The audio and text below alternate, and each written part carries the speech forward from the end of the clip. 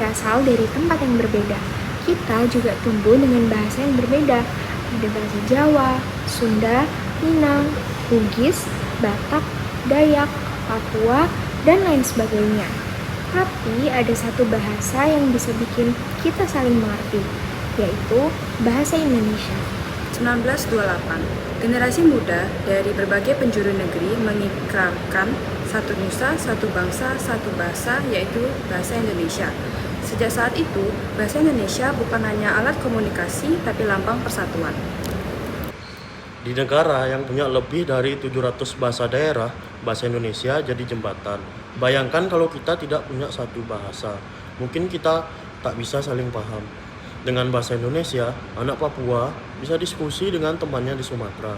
Santri di pesantren bisa belajar dari guru di Kalimantan. Anak muda bisa berkolaborasi lintas pulau tanpa batas.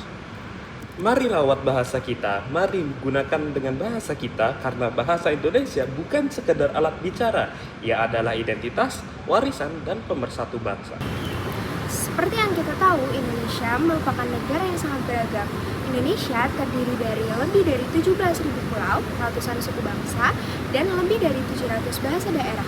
Bayangin aja kalau misal berbagai daerah tersebut berbicara menggunakan bahasanya masing-masing. Pasti antara satu individu dengan yang lainnya nggak akan saling mengerti. Oleh karena itu, kita butuh satu bahasa pemersatu, yaitu bahasa Indonesia. Bahasa Indonesia digunakan sebagai bahasa resmi dan bahasa nasional sejak tahun 1928 melalui momentum Sumpah Pemuda. Nah, saat itulah bahasa Indonesia digunakan untuk mempersatukan seluruh bangsa Indonesia baik dari Sabang maupun sampai Merauke. Nah, tanpa adanya satu bahasa yang sama, mungkin kita bakalan kesulitan berkomunikasi antar daerah.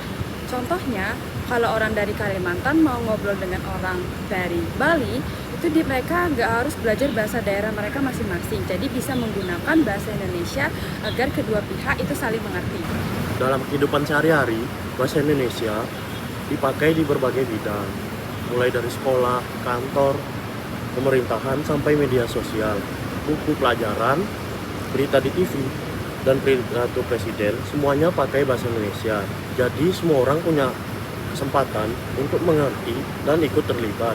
Bahasa Indonesia juga jadi alat komunikasi utama di dunia pendidikan.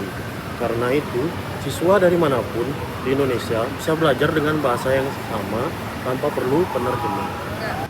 Sebagai generasi muda bangsa Indonesia, kita harus menggunakan dan kita harus bertanggung jawab atas penggunaan bahasa Indonesia yang baik dan benar.